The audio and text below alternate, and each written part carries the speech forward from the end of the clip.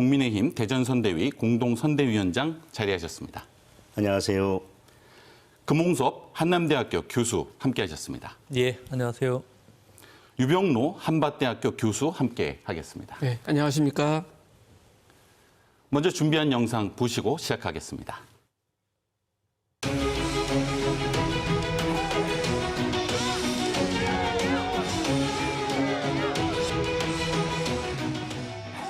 이재명은 좋은 인재라면 편 가리지 않고 진영 가리지 않고 지역 가리지 않고 다 쓰겠습니다. 좋은 정책이면 박정희 정책, 김대중 정책 왜 가립니까? 좋은 정책, 좋은 인재 다 쓰는 국민 내각, 그리고 모든 정치 세력이 협력할 수 있다면 한 부분씩 맡아가지고 서로 잘하게 경쟁하고 그리고 국민에게 평가받는 대통합정부 이재명이 꼭 만들어서 우리나라 확실하게 다른 나라로 만들어 가겠습니다. 여러분, 경제가 살아있는 우리 청년들이 더 이상 기회 부족 때문에 친구와 적이 돼서 싸우지 않는, 과감하게 도전하고 그리고 넘어져도 다시 재도전할 수 있는 희망 있는 나라 이재명과 함께 만들어 보겠습니까? 과거로 갈 것인지 미래로 갈 것인지, 정쟁으로 지쳐오게 될지 민생과 성장의 길로 갈지, 전쟁 위기 때문에 불안하게 될지, 아니면 평화 속에서 우리가 안정을 찾을지, 분열과 증오로 서로 싸울지, 우리가 통합해서 미래를 설계하면서 앞으로 나아갈 희망을 가질지, 이 귀한 시간에 저에게 기회를 주시면 미래를 향해서 성장하는 나라, 국민들이 희망과 꿈을 가지는 나라, 청년들도 좌절하지 않고 여성 남성 나눠서 이렇게 극렬하게 싸우지 않는 나라, 통합된 나라, 평화의 나라, 성장하는 경제 제가 책임지겠습니다.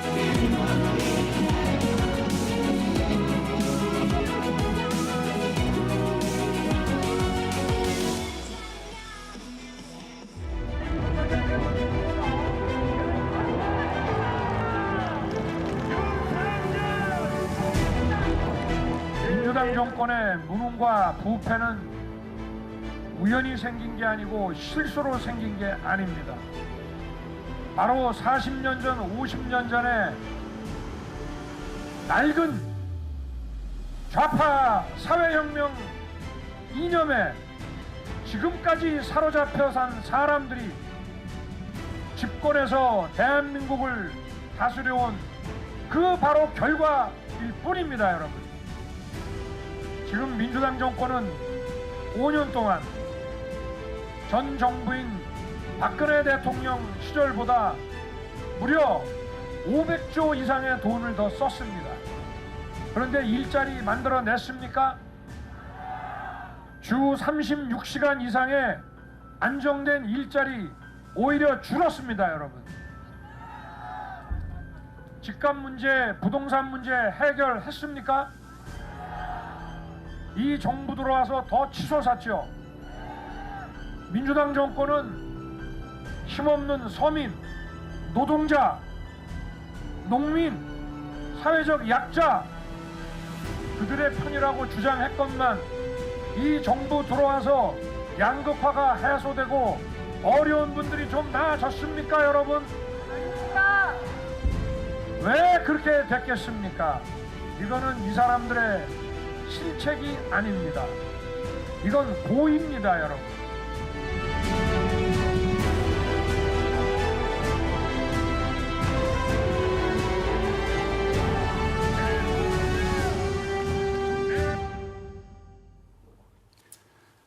두 분의 위원장님께 먼저 질문 드리겠습니다. 네. 자, 20대 대선 3일 남았습니다. 20대 대선 결과 어떻게 전망하시는지요? 우리 황명선 위원장님 먼저 질문 드립니다. 네. 저는 이제 우선적으로 우리 민주당의 이재명 후보를 우리 국민들께서 또 충청권의 우리 도민과 시민들께서 당선시켜 주실 것이다. 왜냐하면 국민들의 눈을 보고 현장에서 검증된 유능한 일꾼이기 때문에 마지막 남은 3일 동안 아마 이 중도층의 표심이 저는 이재명 후보를 선택할 것이다. 그래서 이재명의 승리를 저는 그렇게 말씀을 드립니다. 네. 자, 장동혁 위원장님, 네. 이번 선거는 국민들이 5년을 기다려온 선거입니다. 문재인 정부 시작하면서부터 공정과 정의가 무너졌고 경제와 안보 모든 것이 사라졌습니다. 이제 국민들께서 무능과 위선과 독선과 부정부패를 끊어내고 새로운 나라를 만들어야 된다는 요구가 강합니다. 그래서 그런 역사적 사명을 완수하도록 윤석열을 불러냈고 또 그런 정권 교체 이루기 위해서 국민들이 내린 단일화라는 준엄한 명령도 안철수 후보와 이루어냈습니다. 국민들께서 정권 교체를 이루고 새로운 나라, 대한민국의 새로운 미래를 그려가라는 그 사명을 완수하기 위해서 끝까지 윤석열 후보를 지지해 주리라고 믿습니다. 네, 두 분 위원장님의 전망을 들어봤는데요. 이 두 분 교수님께는 자, 20대 대선이 가지는 정치적, 역사적 의미에 대한 평가를 부탁드리겠습니다. 우리 금홍섭 교수님. 보통 전문가들이 국회의원 선거는 심판적 투표 성향을 보인다고 얘기하고요. 대통령 선거는 미래지향적 투표 경향을 보인다 이렇게 얘기를 합니다. 그런 점에서 보면 이번 대선이 갖는 정치적, 역사적 의미는 상당히 클 수밖에 없다 이런 생각이 들고요. 특히 코로나 팬데믹 이후에 우리 경제뿐만 아니라 세계 경제가 침체돼 있는 상황이고 제 주변만 보더라도 소상공인들 상당히 어려워하고 있습니다. 이분들 지원 등을 통해서 지역 경제뿐만이 아니라 우리나라 경제를 살릴 수 있는 그런 어떤 결단의 시기다 이런 생각이 들고요. 더 나아가서 세계적으로 보면 기후변화에 따른 에너지 대전환을 가져와야 되는 그런 과제도 있고 특히 제4차 산업혁명을 보다 능동적으로 준비할 필요가 있죠. 남들 한다고 해서 따라가는 게 아니라 이런 것들을 통해서 산업이나 우리 경제 생태계를 바꿔야 되는 그런 과제가 있다고 봅니다. 이번 대선에서 대통령 후보로 나오신 분들 중에 그 어떤 분이 대통령이 되시더라도 제가 앞에서 언급한 이런 과제들은 반드시 해결해야 됩니다. 그런 점에서 이번 대선은 상당히 의미가 있는 거고요. 미래 세대를 위한 우리 지금 현재를 위해서도 대통령 어떤 분이 되느냐가 중요하겠지만 우리 미래 세대 특히 우리가 저출산 노령 사회로 가고 상당히 어려운 상황에 내몰리게 됩니다. 그런 점에서 보면 이런 문제를 보다 적극적으로 영향을 가지고 있는 분이 대통령이 되시는 게 맞지 않나. 또 그런 분이 그 문제를 적극적으로 국민들과 함께 해결하는 게 이번 대선의 시대 정신이지 않나 이런 생각도 듭니다. 네, 유병도 교수님께도 여쭙겠습니다. 예, 이번 대선에서 가지고 있는 의미는 굉장히 그동안의 대선과는 다른 특성들을 많이 가지고 있는데요. 하나 공통적인 것은 어느 정권이나 대통령이든 얼마나 잘하는지 이를 평가하고 그 평가를 대선을 통해서 국민들이 주권을 행사함으로써 심판을 하는 성격을 갖게 되는데요. 그는 역대 항상 있어 왔던 거죠. 이번 선거 같은 경우에는 특히 여야를 가리지 않고 우리나라가 굉장히 위기라고 같이 지적을 하고 있습니다. 이 위기를 극복해 나가는 문제도 있겠지만은 이 위기가 초래되는 데에 어떤 이 정부가 역할을 했는가 하는 평가의 역할도 함께 있고요. 우리 문재인 정부는 사실 촛불 민심이라는 걸 통해서 이 지도자가 국가 지도자가 어떻게 행동해야 되는가 하는 거에서부터 많은 국민들의 요구를 받고 그거로부터 문재인 대통령의 아주 굉장히 명언도 있었지 않습니까? 기회는 평등하고 과정은 공정하고 결과는 정의로울 것이라고 하는 정말 저도 굉장히 감동받은 그런 선언이셨는데요.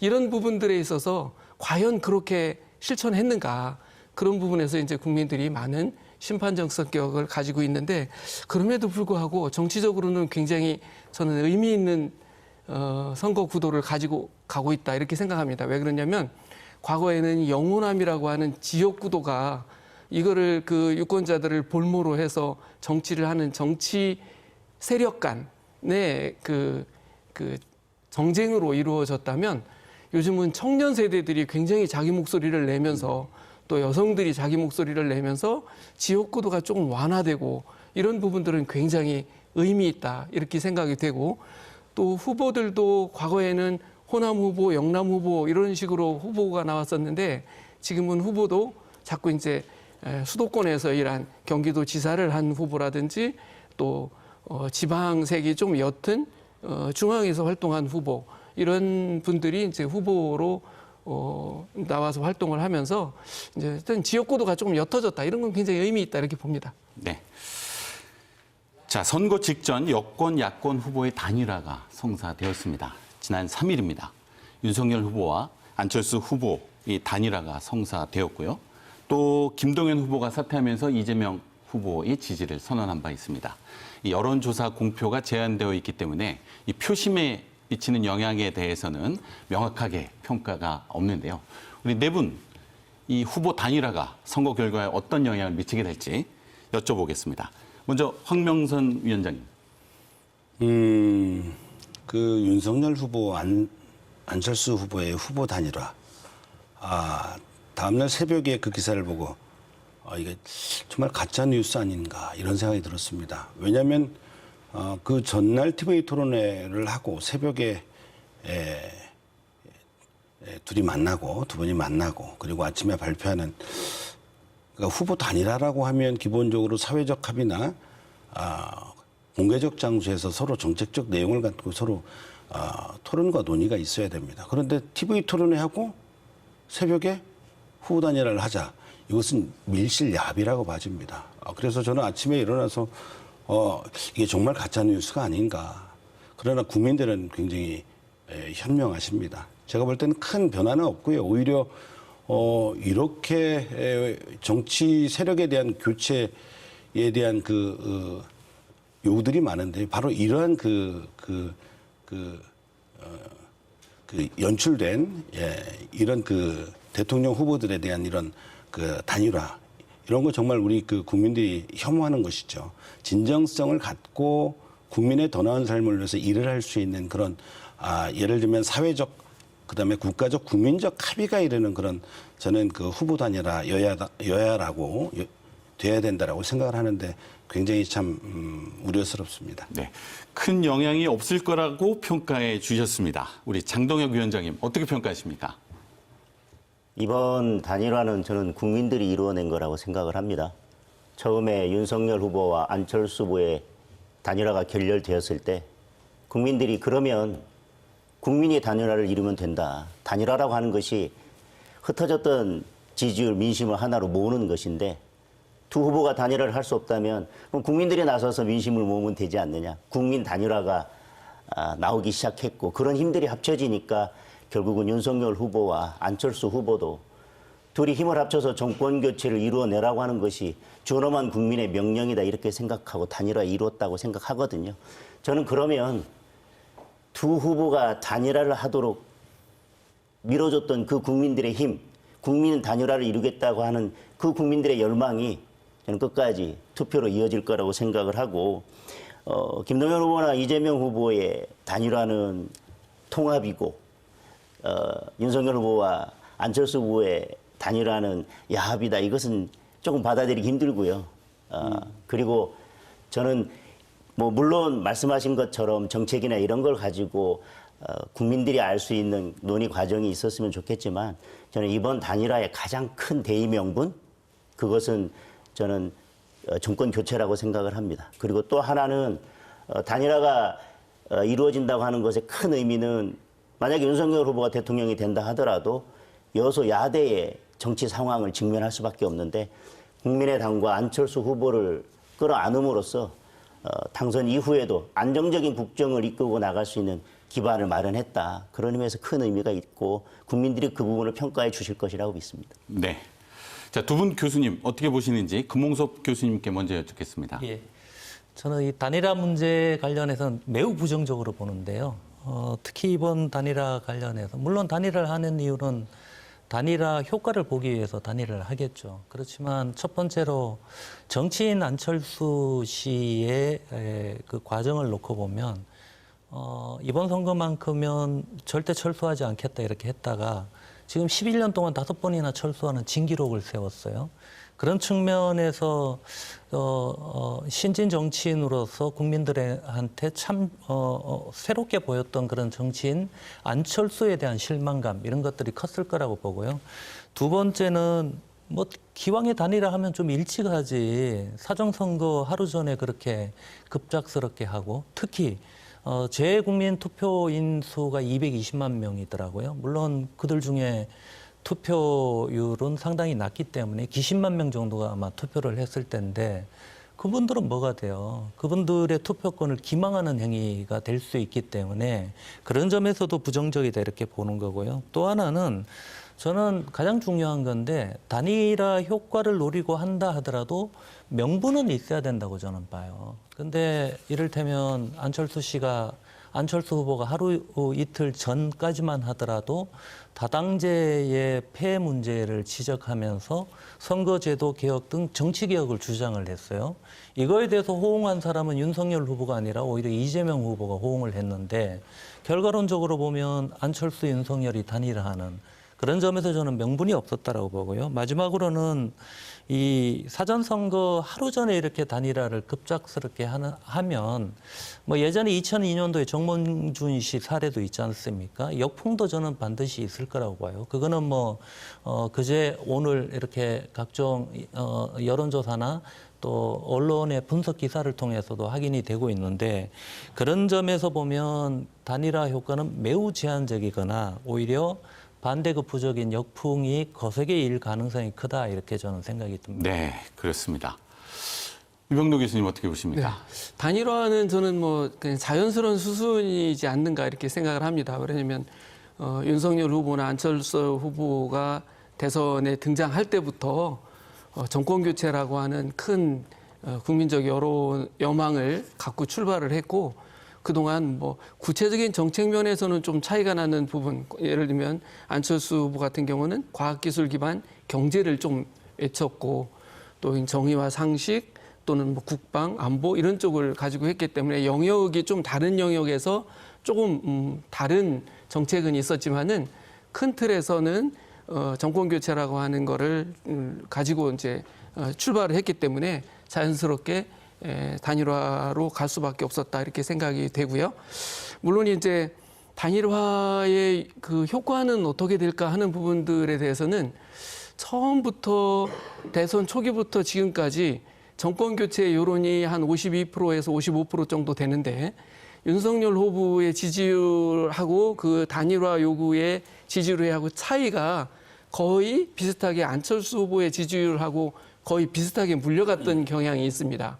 그렇다면 안철수 후보를 지지했던 많은 유권자들은 그런 정권 교체의 여망을 상당히 가지고 계신 분들이고 또 그런 분들이 이제 중도적 성향을 가지고 있는데 사실 제가 생각하기에는 어떻게 보면 촛불 민심으로 문재인 대통령을 지원을 했던 분들이 상당히 많이 있을 수 있는데 뭐 그런 분들이 어쨌든 양 후보 사이에 껴서 후보들에 대한 부정적인 인식을 안철수 후보한테 갖다가 하여튼 정권 교체라고 하는 그 간극의 차이율만큼 한 8%, 9% 이 부분이 남아있던 것이기 때문에 이번에 아예 합당이라고 하는 절차까지 거치면서 여지를 남겨놓지 않고 대부분이 윤석열 후보에 많이 가지 않겠는가 저는 그렇게 전망하고 있습니다. 네, 후보 단일화는 아주 쟁점이 되는 문제라는 점 다시 한번 네 분의 의견을 통해서 들을 수 있었습니다.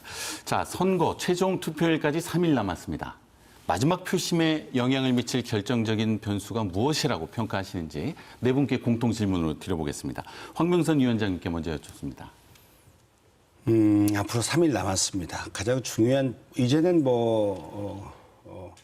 선거를 누가 더 절실하게 우리 도민과 시민들, 국민들한테 겸손하고 낮은 자세로 이 위기, 코로나 2년 이상 되는 이 상황 속에서 이 국가의 위기를 어떻게 극복할 수 있는 유능한 지도자 그리고 실력과 실천을 할 수 있는 그런 검증된 사람 시간이 마지막 가면 갈수록 아마 중도층 표심을 결정하지 못한 분들은 아마 그렇게 이동이 될 거라고 봐집니다.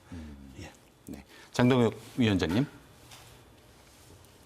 저도 같습니다만은 진정성이라고 생각합니다. 누가 바꾸어낼 것인가, 그리고 국민들과의 약속을 지킬 후보인가. 근데 뭐 한다면 한다. 근데 무엇을 하느냐가 중요한 것 같고요. 유능하다. 어느 부분에서, 어느 분야에서 유능한가가 중요할 것 같습니다.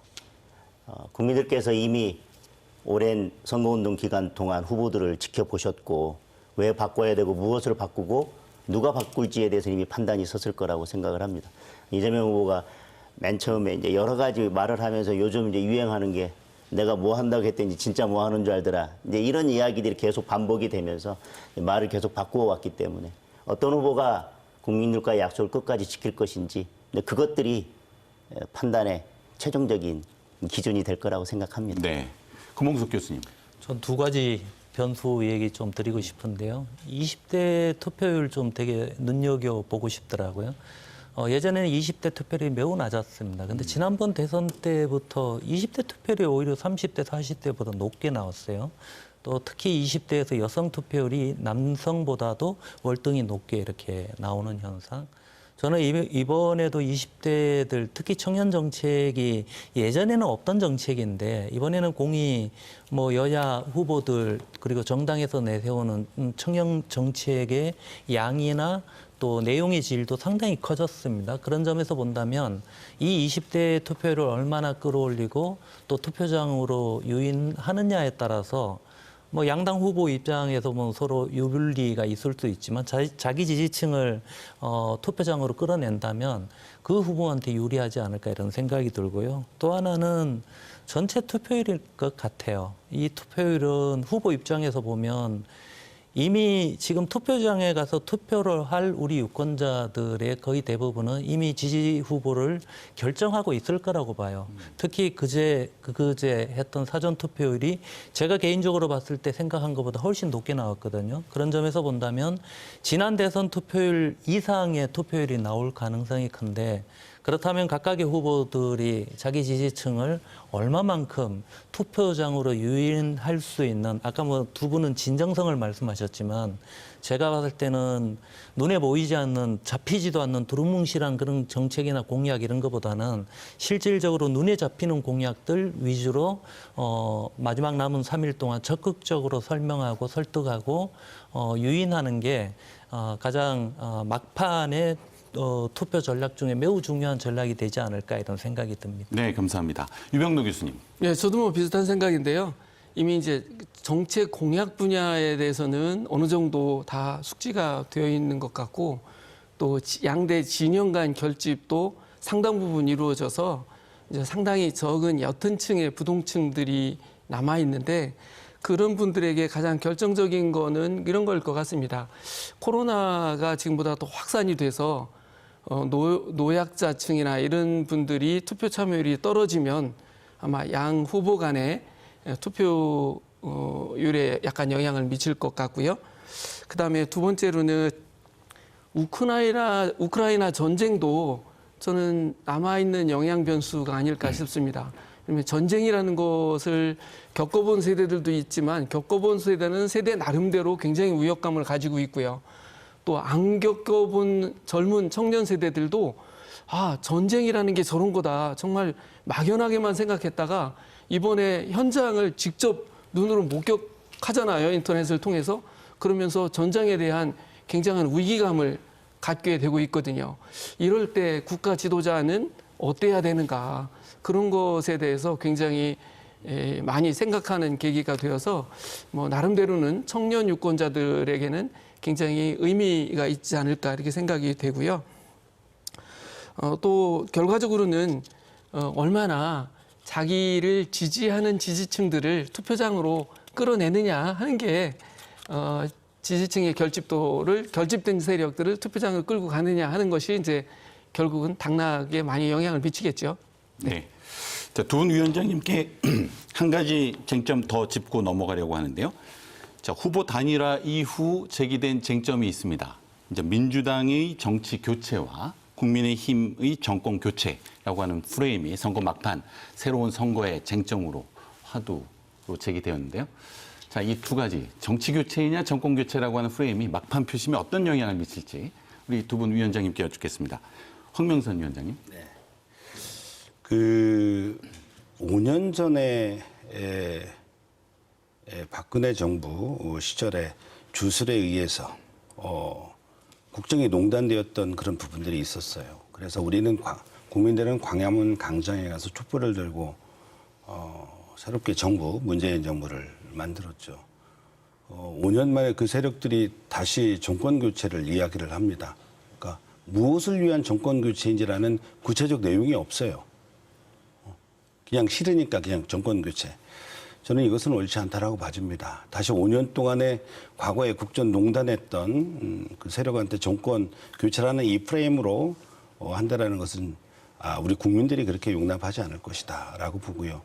오히려 중앙 집권적인 변하지 않는 국회 그리고 그 다선 중심의 국회, 계보 정치 그리고 막말하는 이 정치 이 혐오스러운 그런 문화가 지금 만들어져 있거든요. 정치의 영역이 모든 국가의 가장 우리 국민들의 더 나은 삶을 위한 굉장히 중요한 가장 핵심적인 내용인데 그렇기 때문에 새로운 정치의 세력에 대한 교체를 요구하고 있습니다. 예를 들면 국회의원 다선 금지, 연임 금지, 그리고 국회의원 소환제, 그리고 다당제까지 얼마 전에 그 안철수 후보가 다당제 이야기를 했습니다마는 정말 안타깝게도 새벽에 그렇게 후보단이라 밀실 야반은 그런 형태로 이렇게 했거든요. 다당제를 요구를 했었는데 이제 뭐 이런 게 바로 이제 정치의 이제 교체라고 볼 수가 있죠. 국민들은 여의도 정치가 우리 내 삶을 위한 그런 정치의 세력으로 아주 거듭날 수 있도록 그렇게 해주기를 국민들은 간절히 희망하고요. 이번 대선에서 남은 3일 동안 여러 많은 후보들이 있습니다만은 역시 이재명 후보가 그동안 성남시장과 경기도지사를 하면서 국민들의 눈을 보면서 시민들의 눈을 보면서 해왔던 다양한 청년 정책, 그다음에 무상급식, 무상교복, 성남의료원, 돈이 없어도 가난하도 몸이 불편해도 함께 살아갈 수 있는 그런 공동체를 위해서 함께 노력했던 이런 실적과 경험, 95%, 97%의 국민들의 신뢰받는 약속. 그래서 저는 반드시 정치 세력으로 교체가 돼야 된다. 이렇게 말씀을 드립니다. 네. 장동혁 위원장님, 정치 교체에 대해서 어떻게 생각하십니까? 지금 국민들이 원하는 정권 교체는 정치 교체를 당연히 포함하고 있습니다. 자꾸 촛불혁명을 말씀하시는데 문재인 정부에 국민들이 기대했던 것은 단순한 정권 교체가 아닐 것입니다. 새로운 정치를 교체해달라는 지상 명령이 포함되어 있었는데 민주당 정부는 그런 거에서 전혀 이루어내지 못했습니다. 지금 뭐 다당제 말씀하시는데 연동형 비례대표제 하면서 결국 위성정당으로 국민들의 열망을 결국은 저버렸고요. 또 서울, 부산 보궐선거에서 당규까지 개정해 가면서 무리하게 후보를 냈습니다. 그런 것들이 과연 새로운 정치인지 묻고 싶습니다.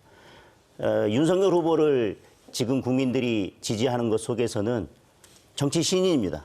그만큼 정치 교체에 대한 열망 플러스 저는 정권 교체에 대한 열망과 정치 교체에 대한 열망이 포함되어 있다고 생각을 합니다. 그래서 어쩌면 저는 윤석열 후보가 할 것은 정권 교체가 아니라 최종적으로는 정치 교체가 목표가 되어야 된다고 생각을 하고요. 정치 교체를 이루어내지 못한다면 윤석열 후보를 향했던 국민들의 지지도 금방 저는 돌아설 거라고 생각을 합니다. 그런 의미에서 저는 안철수 후보와의 단일화가 단순한 단일화로 끝나는 것이 아니라 정치 교체를 이룰 수 있는 어떤 시발점이 됐으면 좋겠고 조금 시기는 늦었지만 저는 민주당에서 의원총회를 통해서 새로운 정치를 열자라고 하는 의견을 모은 거에 대해서는 저는 높게 평가하고 싶습니다. 그리고 뭐 민주당에서도 지금 그런 모습을 보였고 또 국민의힘에서도 정치 교체를 이야기하고 있기 때문에 어떤 후보가 당선이 되든 대선 끝난 이후에 정말 대한민국의 정치 교체에 새로운 바람이 불고 반드시 이번에는 정치 교체를 이루어냈으면 좋겠습니다. 네, 두 분의 교수님께 질문 드리겠습니다. 이 박빙의 승부가 계속된 만큼 이 중도 확장 경쟁도 아주 치열했습니다. 이 때문에 이 전통적인 지역 투표, 세대 투표도 약화될 수 있다라고 하는 평가도 있는데요. 이 중도 확장 경쟁이 호남과 영남 그리고 충남에 어떤 영향을 미칠 것인지 뭐 우리 두 분 교수님께 짧게 예, 의견 듣고 넘어가도록 하겠습니다. 아까 보니까 말씀 많이 유병민 계획을 교수님 하고 계시던데. 먼저, 네. 세대 사실- 투표 말씀을 해주셨는데요. 예, 그 지역구도는 상당히 우리 민주주의를 후퇴시키는 행태입니다. 사실 어느 지역에 산다는 이유로 내가 정치적 성향이 다르거나 뭐 이런 부분들을 투표하는데 한계가 있으니까요. 그래서 저는 이번에 이렇게 지역구도가 좀 완화되는 것은 정말 굉장히 잘 되고 있는 현상이다. 특히 이것을 주도하는 거를 젊은 청년 세대가 주도를 하고 있어서 저는 굉장히 희망적으로 봅니다. 이거는 기성 정치인이나 노령 세대가 만들어가기는 어렵거든요. 그리고 젊은 청년들이 이 새로운 정치 문화의 장을 만들어가면 이게 지속성 있게 계속 갈 수 있기 때문에 굉장히 잘 하고 있는 거다 이렇게 생각이 드는데 그런 측면에서 국민의힘은 좀 좋은 선택을 했다 이런 생각이 들어요. 왜냐하면 이준석이라고 하는 젊은 청년을 당대표로까지 만들어가면서 뭔가 청년들을 끌어안는 그런 노력을 해서 그렇지 않았으면 국민의힘이 지금 이 근처도 오지 못하지 않았을까요? 이제 그런 면에서 굉장히 발빠르게 시동을 걸고 있고 그래서 그 중도의 확장, 특히 청년 MZ 세대와 여성들에 관한 그런 중도 확장 전략이 필요한데 생각보다 국민의힘이 빨리 잘 접근하고 있지 않나 이렇게 평가합니다. 네. 금홍석 교수님. 저는 좀 달리 보는 시각인데요. 뭐 중도를 확장하지 않는다면 이번 대선에서 성공하기는 어렵다라는 거는 누구나 다 아마 인정하실 것 같아요.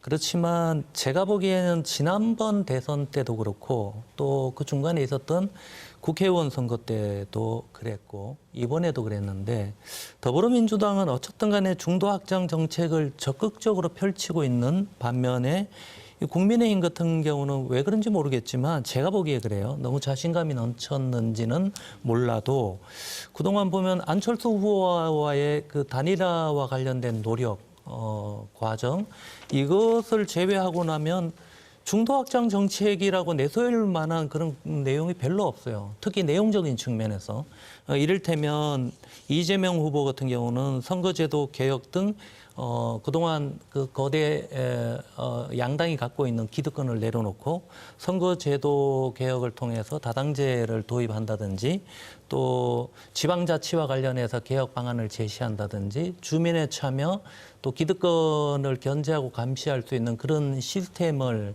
도입한다든지 이런 어떤 그 노력들이 있었고 특히 보면 뭐 홍준표 후보 그리고 예전에 유승민 후보가 제시했던 공약도 이번에 받아들였잖아요. 더 나아가서 박근혜 전 대통령 동생 뭐 지지 세력도 대거 이렇게 받아들이는 노력 이런 중도 확장 노력을 하는 반면에 국민의힘은 좀 제가 볼 때는 상대적으로 좀 미흡하지 않았나 이런 판단을 하고 있습니다. 네, 중도 확장 전략에 대한 의견을 들었는데요. 자연스럽게 충청권의 대선 이슈로 이어진 것 같습니다. 우리 두 분 위원장님께 여쭙겠습니다.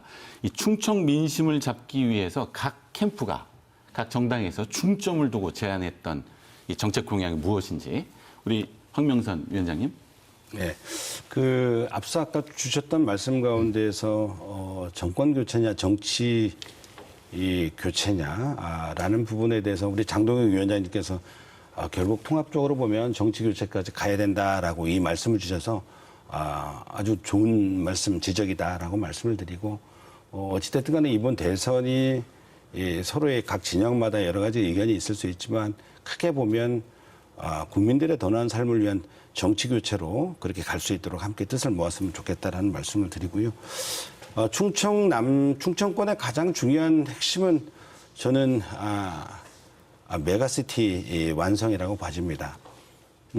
서울 경기에 집중되어 있는 그 인프라 이제는 그렇게 될 수는 없죠. 대한민국 골고루 잘 사는 대한민국이 돼야 되는데 그런 의미에서 균형 발전 또 지방 분권이라는 이 핵심이 우리 시대 정신입니다. 그런 의미에서 우리 충청 네 분의 시도지사가 함께 또 이렇게 힘을 모아서 충청권 메가시티를 구상하고 있는데 이것은 우리 민주당에서 저희들이 균형 발전 정책 노무현 대통령부터 시작했던 그런 가치이고요. 또 이재명 후보가 아주 적극적으로 여기는 아주 그동안 현장에서 일을 해왔던 시장 그리고 도지사를 해왔기 때문에요.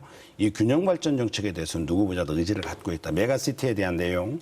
두 번째는 각각의 충남, 대전 그리고 세종 각각의 지역에 중요한 정책들이 있을 수 있습니다만은 그 가운데서 또 크게 공통된 분모들이 있습니다. 충남과 대전. 그동안에 지방 공공기관 이전에 저희들이 충남과 대전에는 올 수가 없었습니다. 혁신도시 특별법이 보완이 돼서 정말 충청권 우리 모두가 힘을 합하고 또 서명도 하고 해서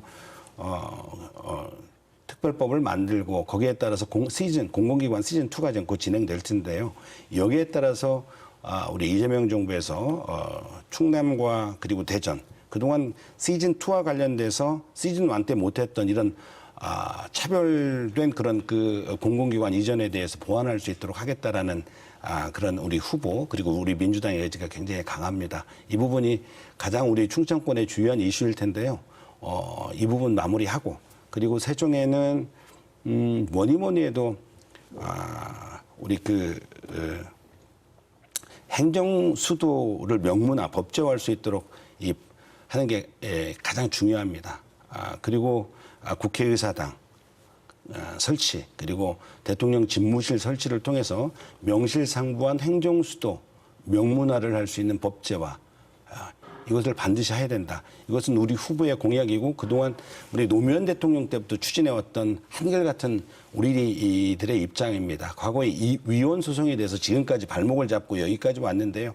이것은 저희 우리 민주당에서 추진하고 있는 강력한 저희들의 의지니까 이번에 우리 충남 도민 여러분 그리고 대전 그리고 세종 우리 충청권 우리 도민과 시민 여러분들께서 저희 이재명을 선택해서 완성할 수 있도록 그렇게 책임 있게 다하겠다 네. 이런 말씀을 드립니다.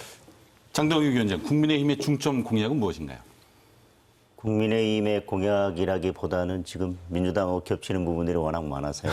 사실은 뭐 방사청이냐 뭐 항공우주청이냐 몇 개의 것을 제외하고 나면 결국은 대전, 세종, 충청의 경제를 살리겠다는 여러 공약들이 있고 그중에 대전을 4차 산업 특별도시로 만든다든지 경제 자유구역을 지정한다든지 아니면 신중원 산업벨트를 만든다든지 뭐 크게 차이가 있지는 않다고 생각을 합니다. 그리고 또 세종을 진정한 행정수도로 만들겠다. 그런 공약들이 다 포함되어 있고 그러면서 대전, 세종, 충청권의 광역 철도망이나 여러 가지 교통 인프라를 그거에 맞춰서 확충하겠다는 것이 있고 뭐 윤석열 후보는 눈에 띄는 것이 그것으로 위해서 재정의 날개를 더 하나 달기 위해서 지방은행을 하나 설립하겠다고 하는 정도의 공약입니다. 저는 중요한 것은 대통령 후보로서 국가 전체를 놓고 국가 균형 발전이라는 차원에서 공약을 하다 보면 어느 지역에 다 만족스러운 공약을 내기는 어렵다고 생각을 합니다. 그리고 그것이 바람직하지도 않고요. 다만 어떤 역대 대통령 선거보다 양당을 통틀어서 그래도 대전 충청 지역을 위해서 이런 공약들이 있었던 적이 있었는가 뒤돌아본다면 이번에는 정말 좋은 공약들이 많이 쏟아졌다고 생각을 하고 어느 분이 되든 충청권이 제발 정치력을 모아서 온 힘을 모아서 이 공약들이 좀 제대로 지켜질 수 있도록 하는데 힘을 모았으면 좋겠다라는 생각이 듭니다. 뭐 공약이 어떤 건지는 이미 지금 뭐 거리마다 현수막에 다 공약들이 붙어 있고 그 내용들은 이미 충분히 시민들이 숙지하시고 계시리라 믿습니다. 네, 두 분 위원장님께서 지적해 주신 바와 같이 이 충청권의 대선 공약에는 차별성보다는 공통점이 훨씬 더 많은 것 같습니다. 이 두 분 교수님께 여쭙겠는데요. 이 대선 공약 가운데 대선의 결과와 상관없이 이 충청권의 발전을 위해서 이 실천해야 하는 공약들 어떻게 평가하시는지 우리 금홍석 교수님. 예, 저는 한 3가지 정도 생각을 했었는데요. 첫 번째는 지지난해 혁신도시로 충남하고 대전이 지정이 됐어요. 솔직히 아까 우리 황 위원장님 말씀하셨지만은 상당히 어려운 내용을 관철시킨 거기 때문에 의미 있다 이런 생각이 드는데 근데 아쉽게도 지금까지 지지부진합니다. 수도권의 300여 개 이상의 공공기관을 지방으로 이전하는 작업인데 이번 대선 후보들이 여야 공이 공통으로 제시를 했어요. 이거는 의미 있다고 보고요. 반드시 그 선거 끝나고 나면 우리 4개 시도 공동 메가시티 추진했던 것처럼 공동으로 이걸 성사시킬 수 있는 그런 추진단이 구성이 됐으면 좋겠다 이런 생각이 들고요. 그런 점에서 공공기관 지방 이전과 관련해서는 반드시 실현이 돼야 된다. 두 번째는 과학도시 관련해서 우리 위원장님 자세하게 말씀해 주셨는데 과학도시를 좀 더 4차 산업혁명을 준비할 수 있는 선도적인 과학이 중심이 되는 그런 도시를 만들자라는 내용이라고 저는 생각이 들어요. 물론 후보님들 제시한 거 보면 조금의 편차는 있지만 어떤 후보님이 제시한 거든 누가 되더라도 저는 상당히 의미 있는 정책이라고 보고요. 그런 점에서 대전에 50년, 100년의 먹거리를 준비하는 새로운 신성장 동력을 준비하는 사업이기 때문에 이 공약만큼은 또 반드시 관철될 수 있도록 해야 된다는 거고 마지막으로 우리 충청권의 오랜 염원이었습니다. 행정수도 관련해서는 또 뭐 재탕했냐, 삼탕했냐 이런 지적도 나오고 있지만 저는 그럼에도 불구하고 청와대 그 제2직무실 그리고 국회 분원 또 다른 야당 후보 같은 경우는 더 강력한 중앙의 헌법기구 이런 것도 그 세종으로 이전하는 그런 공약도 있었는데 어쨌든 간에 지금 행정도시가 행정수도로 가는 길목에 있는 만큼 이 공약들 또한 반드시 이행될 수 있도록 우리 충청권 주민들이 두 눈 부릅뜨고 감시하고 독려할 내용 아닌가 이런 생각이 듭니다. 네, 유병로 교수님. 예, 뭐 우리 충청권이 함께 어떻게 발전해야 될까 이런 부분에 대해서는 우리 넷이 다 뭐 생각이 다 비슷한 것 같은데요. 그리고 또 기본적으로 충청권의 중요한 대표적인 공약이 무엇이냐 이런 부분들 말씀해 주셨는데 아마 자질구레한 공약에서는 좀 차이가 나는 부분이 있겠지만 큰 틀에서 우리 황 본부장님 말씀하신 것처럼 충청권 메가시티라고 하는 이런 부분들은 충청권을 전체를 굉장히 업그레이드해서 수도권과 경쟁할 수 있는 구도로 키우는 굉장히 좋은 전략이기 때문에 여야가 거의 1번 공약으로 이제 제시를 하고 있습니다. 그래서 굉장히 바람직하다고 생각이 되고요.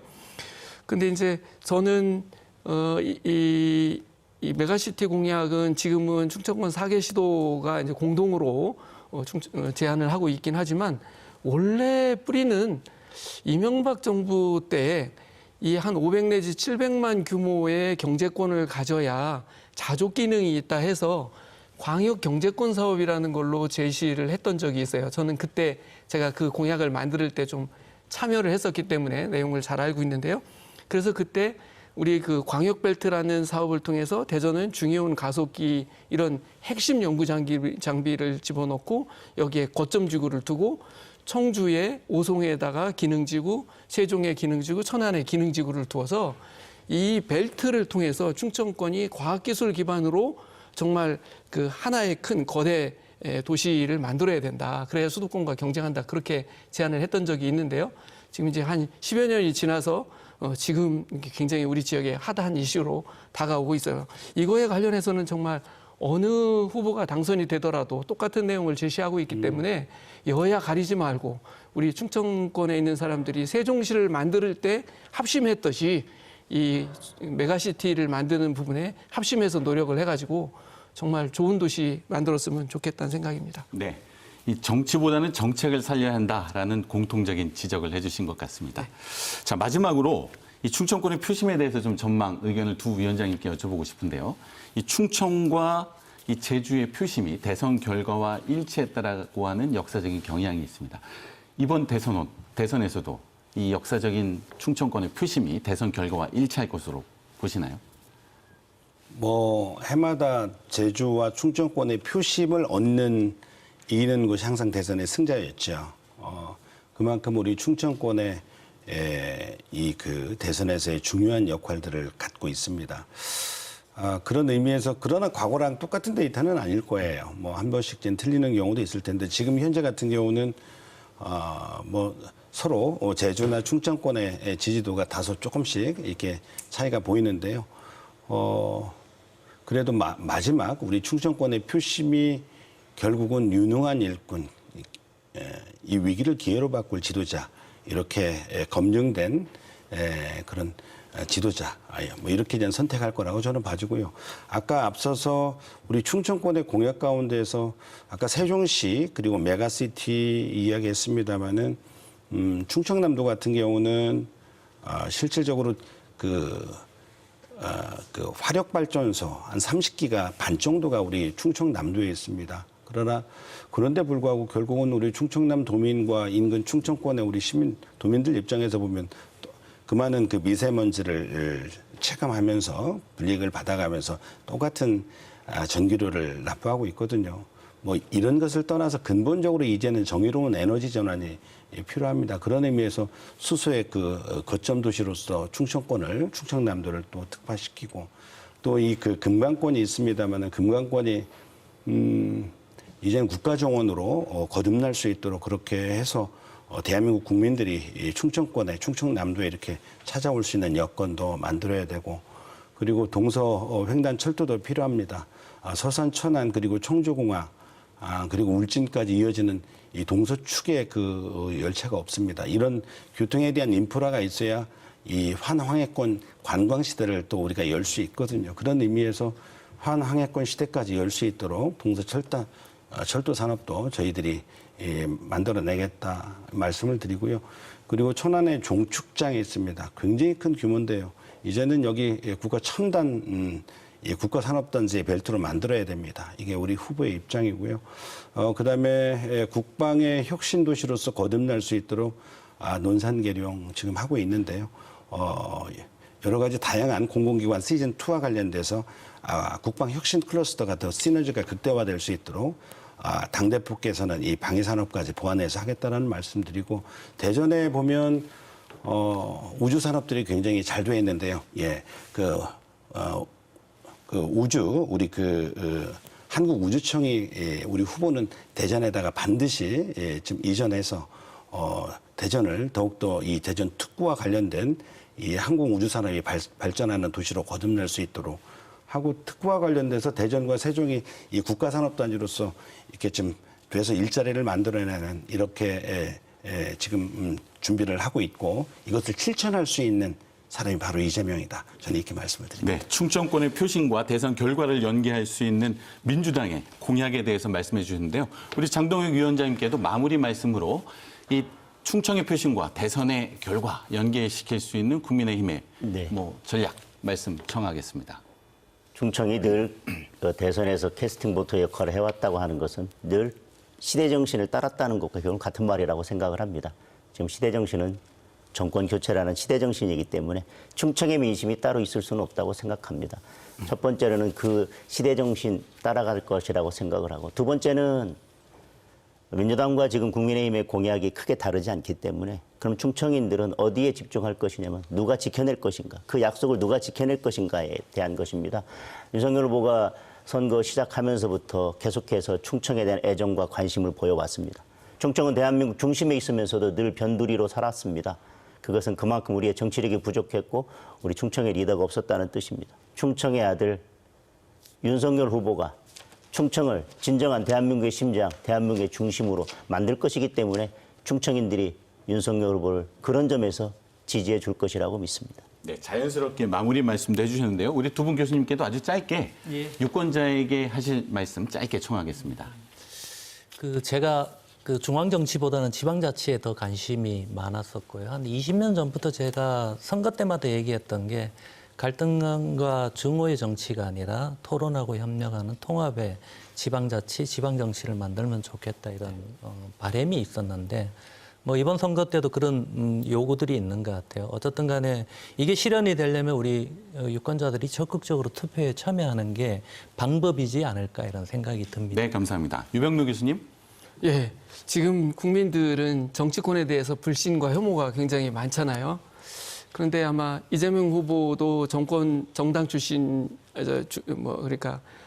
정당으로 이렇게 하지 않고 윤석열 후보도 신인으로 나오고 그래서 어느 분이 당선이 돼도 아마 굉장히 정치 교체는 활발하게 이루어지고 양당이 다 누가 당선이 되든 신당을 창당하는 수준으로 큰 변화는 이루어질 것이다. 이렇게 생각을 합니다. 근데 이번 선거가 굉장히 공약도 비슷한 데다가 또 공약 안에 들어있는 내용과 후보의 그 정치적 성향 이런 것들이 서로 달라서 우리가 선거에서 투표를 한다는 거는 정치 상품을 우리가 구매하는 건데 이 겉포장과 속의 내용이 얼마나 일치하는지 되게 헷갈립니다. 이런 부분에 있어서 조금 굉장히 어려우실 텐데 그래도 투표하지 않으면 내 주권자로서의 내 권리를 포기하게 되는 것이고 그러면 정치인들이 더 국민들을 무시하게 됩니다. 이렇게 적극적으로 투표해 주시면 좋겠습니다. 네, 감사합니다. 이번 대선은 그 어느 때보다 한 표 한 표의 가치가 소중한 선거가 될 것 같습니다. 코로나 확진자와 또 격리자를 이 선거권을 보장하기 위해 저녁 6시부터 7시 30분까지 이 투표 시간이 늘어났습니다. 자, 3월 9일 투표장에서 한국의 민주주의를 위한 소중한 권리를 행사하시기 바랍니다. 대전 MBC 시시각각 오늘은 여기까지입니다. 시청해 주신 여러분 감사합니다.